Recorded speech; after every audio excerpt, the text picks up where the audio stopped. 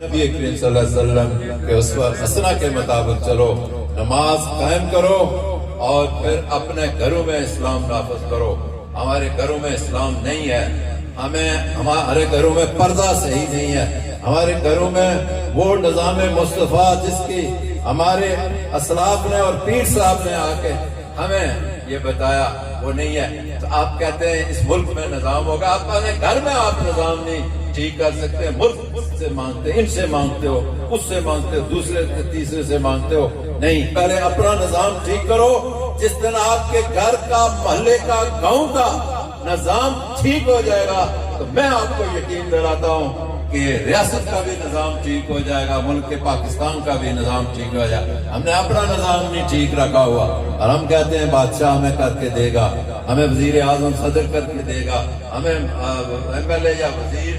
وزیر کر کے دے گا۔ ہمیں اپنا آپ جب ٹھیک کرنا ہوگا تو یہی لوگ آپ کے مطابق چلیں گے۔ سیاست میں ریاست اور جو ایک عقیدے کے لحاظ سے جو درس یہاں سے لیا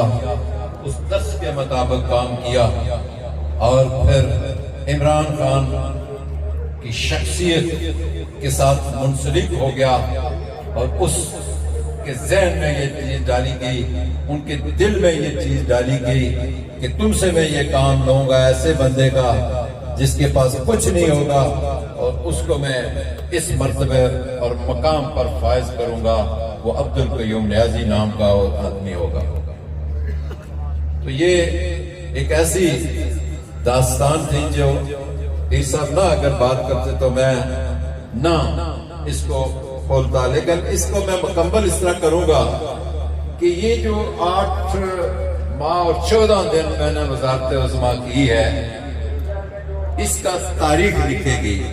مورخ لکھے گا، اور پھر تحریک آزادی کشمیر کی پہچان رکھنے والے لکھیں گے، اور پھر وہ جو لوگ جن کی نظر ہے اخلاص پر، جن کی نظر ہے توحید پر، جن کی نظر ہے رسول اللہ صلی اللہ علیہ وسلم کی سنت پر، اسوہ حسنہ پر، ان کے لیے ایک مثال چھوڑ کے آیا ہوں کہ میں وہاں سے کچھ نہیں لایا۔ جب میں آیا تو 2 مسلح جانماز میں وہاں ایک مظفر آباد چھوڑ کے آیا ہوں اور ایک اسلام آباد چھوڑ کے آیا ہوں، کچھ نہیں ساتھ لے گیا تھا اور کچھ ساتھ نہیں وہاں سے لایا۔ اور پھر میں سمجھتا ہوں مختصر الفاظ میں آپ کو بتاؤں کہ میں جب وزارت عظمیٰ کے اس منصب پر فائز ہوا تو پاکستان میں، آزاد کشمیر میں تو سارے لوگ مجھے جانتے تھے، لیکن پاکستان میں پیر صاحب مجھے 25% لوگ جانتے تھے، لیکن جب میں باوقار طریقے سے واپس آیا تو مجھے 75% لوگوں نے جاننا کیا کہ وہ کیسا شخص ہے جس نے کہ اس ماحول میں اور اس دنیا میں اقتدار چھوڑ کے تو گھر چلا گیا، لیکن نہ بکا، نہ جھکا اور نہ ہی کسی کے دربار کا حصہ بنا۔ میں نے عمران خان کے حکم کی تعمیر کی اور اقتدار چھوڑ کے آ گیا۔ یہ کون سی تربیت تھی، یہ کون سا سلسلہ تھا، یہ کون سی منزل تھی؟ یہ وہ منزل ہے، یہ حیدری منزل ہے، یہ یہاں سے تربیت اصل تھی۔ اور نعرہ رسالت، نعرہ حیدری، نعرہ حیدری، دربار عالیہ پناہ شریف، جناب پیر سید سرور حسین شاہ صاحب گیلانی۔ میں نے ایک دفعہ پیر صاحب کو کہا، میں نے کہا پیر صاحب کوئی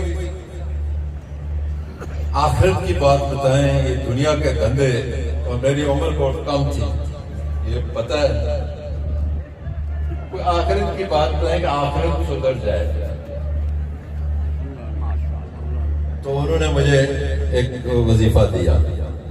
تو مولانا تشریف رکھتے ہیں، میں کوئی مذہبی اسکالر نہیں ہوں، سیاسی کارکن ہوں، البتہ سیاسی تقریر جانتا ہوں،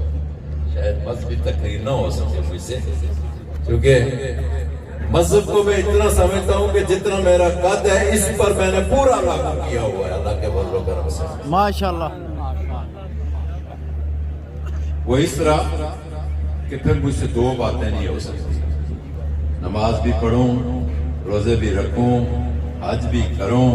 عمرہ بھی کروں، روزہ رسول کی زیارت بھی کروں، اور پھر وہ کام بھی کروں جو دنیا کے ہر چور کرتا ہے، بدماش کرتا ہے اور ٹھگ کرتا ہے، یہ نہیں ہو سکتا۔ واہ کمال کمال۔ جو درس ملا اور جو حقیقت چھوڑ کے آیا ہوں، یہ اگر نہ کہتے تو میں یہ بھی الفاظ نہ کہتا۔ وہ حقیقت ایک مثال چھوڑ کے آیا ہوں، اور میں نے اسی لیے کہا کہ کوئی مورخ لکھے گا۔ میں نے جلدی میں، تھوڑا وقت تھا مجھے اللہ نے دیا، تو مجھے یہ کہا کہ جلدی کرو، وقت تھوڑا ہے تمہارے لیے، ہر کام کرو۔ تو میں عمرہ کی سعادت کے لیے گیا، یہ واقعہ سنا کے، تو ایک تو پیر صاحب کا سنایا کہ آخرت کی بات بتائیں، تو وہ جو انہوں نے مجھے بتائی، میں اس پر کاربند ہوں، اور مجھے یقین ہے، اور میں آپ کو بھی کہتا ہوں یقین سے زندگی گزارو کہ میری انشاءاللہ آخرت بھی اچھی ہوگی انشاءاللہ۔ میں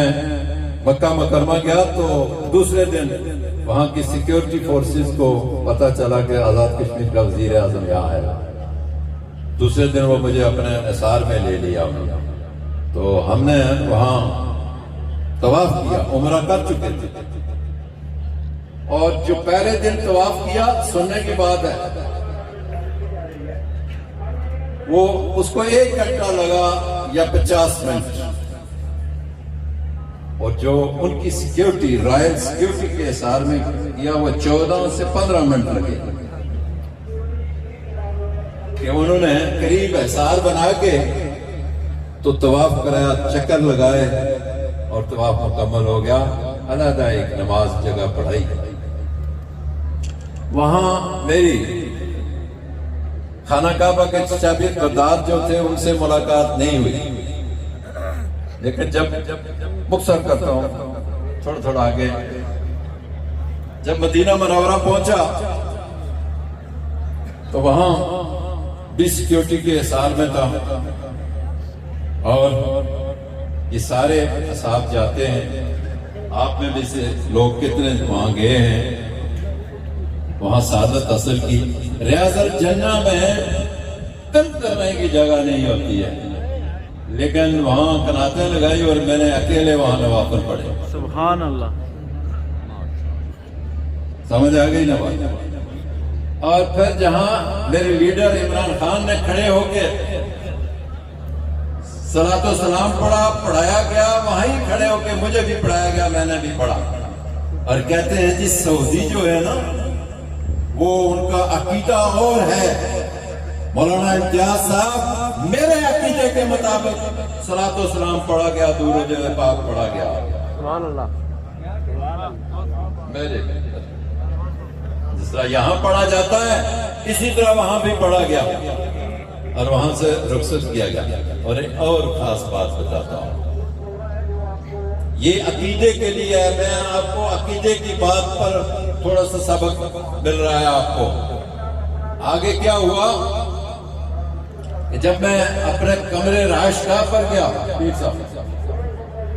تو وہاں جو چابی بردار تھے، متولی تھے مسجد نبوی کے، روزہ رسول کے، ان سے ملنا کوئی بڑی بات نہیں ہے، مل سکتے ہیں آپ، لیکن وہ ویل چیئر میں میرے کمرے میں چلے گئے، وہاں پہنچے میرے پاس،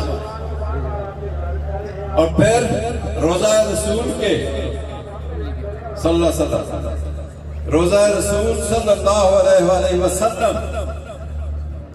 کہ جو امام تھے وہ مجھے میرے کمرے میں ملنے گئے۔ اور پھر ایک عجیب واقعہ آپ کو سناتا ہوں کہ میں اکیلے گیا مسجد نبوی میں، تو شرطوں نے، پولیس والوں نے کہا اس راستے میں ادھر سے جاؤ۔ جب میں سیکیورٹی کے حصار میں تھا تو وہیں سے خواتین کو بھی ہٹا دیا گیا، مردوں کو بھی ہٹا دیا گیا کہ یہ وزیر اعظم آزاد کشمیر ہے اور مجھے آگے لے گئے۔ اور آگے جا کے انہوں نے جب مجھے ایک راستے سے گزارنا تھا تو پولیس والا آگے کھڑا تھا اور ایک سخت پٹی وہاں لگی ہوئی تھی، اس کو اس نے اشارہ کیا یہ پٹی توڑو، وہ نہیں سمجھ سکا۔ وہ سیکورٹی چیف جو تھا وہ آیا قریب، اس نے ایسے زور سے پٹی کو توڑ ڈالا اور ہمیں راستہ دیا، اور پولیس والا 2 قدم پیچھے چلا گیا کہ میں نے غلطی کر دی، مجھ سے غلطی ہو گئی۔ یہ وہ مناظر تھے، یہ وہ منظریں تھی کہ میں نے مختصر عرصے میں عبور کی اور کوٹلی والوں کو بہت بڑا تحفہ دیا۔ میں جہاں گیا اعلان کیے اور فوراً ہی نوٹیفیکیشن ہوئے اور لوگوں کے لیے وہ کام کاج اس علاقے کے لیے آسان کیا۔ پتہ چلا کہ رب تعالیٰ نے میرے لیے صرف 8.5 ماہ رکھے ہوئے تھے، تو پھر قیوم ریاضی کو کس بات کی پریشانی ہے؟ جب گیا تھا تو خوش تھا اور اللہ کی رضا پر تھا، اور جب واپس آیا تو اطمینان تھا اللہ کی رضا پر تھا۔ مجھے کئی لوگوں نے کہا لوگ یہاں سے جاتے رہے، پریشان ہوتے رہے، آنسو آتے رہے، آپ جدا ہو جاتے تھے، آپ کا چہرہ جو ہے مسکرا رہا ہے۔ تو میں نے کہا میں اللہ کی رضا کے لیے یہاں آیا تھا اور اللہ کی رضا کے لیے واپس جا رہا ہوں، کوئی اور مقصد نہیں تھا۔ میں سیڑا کے مقام پر تقریر کرتے ہوئے میرے منہ سے بے ساختہ یہ الفاظ نکل گئے۔ میں نے کہا نا میں نے پیر صاحب سے کہا تھا میری آخرت مجھے بتائیں وہ کیسے بہتر ہو سکتی ہے؟ تو وہ کہنے لگے ادھر تو ہمارے پاس لوگ دنیا کے لیے آتے ہیں کہ منڈے رستے دعا کرو باہر جائے، اس نے اچھا روزگار لگا میرے اور اتنا کاروبار چنگے ہوں، ایک کڑا مریض بھی لمبا جڑا ہمیں آخرت ٹھیک کرو۔ تو میں نے وہاں کیا کہا، یہ علماء کی طرح میں بات یاد رکھتا ہوں پھر واپس آ جاتا ہوں۔ میں نے وہاں یہ کہا کہ مجھے سیڑا والوں مجھے کوئی پتہ نہیں، بے ساختہ میری زبان سے نکل گئی یہ بات، مجھے یہ نہیں پتا کہ مجھے ولایت ملی ہے یا وزارت عظمیٰ ملی ہے، یہ دونوں واؤ سے شروع ہوتے ہیں۔ اور دیکھیں جس میدان میں آدمی محنت کرتا ہے، ریاضت کرتا ہے، اسی میدان میں اس کو اللہ تعالیٰ عزت بھی دیتے ہیں۔ اور پھر یہ ہے کہ اگر وہ عزت مقبول ہوگی، مشہور ہوگی اور باوقار ہوگی تو صرف اور صرف میں آپ کو بتاؤں اس میں ڈبل سٹینڈرڈ نہیں ہو سکتا، دوہرا معیار نہیں، ایک ہی معیار ہو سکتا ہے کہ وہ اللہ کی رضا کے مطابق ہو، آپ اللہ کی رضا کے مطابق چلیں۔ تو میں انہی الفاظ پر، کیونکہ میرا موضوع تھوڑا سا سیاسی تھا اور بیچ میں نے تھوڑا سا روحانیت کی بنیاد پر، عقیدے کی بنیاد پر آپ کو بتایا کہ جب آپ کا عقیدہ ٹھیک ہوگا تو آپ کو اللہ تعالیٰ دنیا کا بھی منصب عطا فرمائے گا اور پھر آخرت کے لیے بھی آپ کے بہتر سامان اور بہتر بشارت دے گا، بہتر حالات پیدا کرے گا کہ آپ کو سمجھ آ جائے گی کہ اگر میں اسی راستے پر رہا، شیطان کا غلبہ نہ رہا، کوئی اور چیز میرے اندر نہ آئی تو میری آخرت بھی ٹھیک ہو جائے گی۔ تو میں آپ بھائیوں سے یہ کہتا ہوں، آپ سنگیوں سے یہ کہتا ہوں کہ آپ اس درگاہ کے مریدین ہیں اور عقیدت مند ہیں، زائرین بھی ہیں یہاں، میں ان سے بھی یہ کہتا ہوں کہ اپنے عقیدے ٹھیک رکھو اور اللہ تعالیٰ کے احکامات اور نبی کریم صلی اللہ علیہ وسلم کے اسوہ حسنہ کے مطابق چلو، نماز قائم کرو اور پھر اپنے گھروں میں اسلام نافذ کرو۔ ہمارے گھروں میں اسلام نہیں ہے، ہمارے گھروں میں پردہ صحیح نہیں ہے، ہمارے گھروں میں وہ نظام مصطفیٰ جس کی ہمارے اسلاف نے اور پیر صاحب نے آ کے ہمیں یہ بتایا وہ نہیں ہے۔ تو آپ کہتے ہیں اس ملک میں نظام ہوگا، آپ اپنے گھر میں آپ نظام نہیں ٹھیک کر سکتے، ملک سے مانگتے، ان سے مانگتے ہو، اس سے مانگتے ہو، دوسرے سے تیسرے سے مانگتے ہو، نہیں، پہلے اپنا نظام ٹھیک کرو۔ جس دن آپ کے گھر کا، محلے کا، گاؤں کا نظام ٹھیک ہو جائے گا تو میں آپ کو یقین دلاتا ہوں کہ ریاست کا بھی نظام ٹھیک ہو جائے گا، ملک کے پاکستان کا بھی نظام ٹھیک ہو جائے گا۔ ہم نے اپنا نظام نہیں ٹھیک رکھا ہوا اور ہم کہتے ہیں بادشاہ ہمیں کر کے دے گا، ہمیں وزیر اعظم صدر کر کے دے گا، ہمیں ایم ایل اے یا وزیر کر کے دے گا۔ ہمیں اپنا آپ جب ٹھیک کرنا ہوگا تو یہی لوگ آپ کے مطابق چلیں گے اور یہی لوگ اپنا عقیدہ اور سمت درست کر لیں گے. تو میں نے یہ الفاظ پر اجازت چاہوں گا. اگر کہیں دل آزاری ہوئی ہے زائرین کی معذرت صورت کے لیے خواہ جناب ہوں. حکومت سے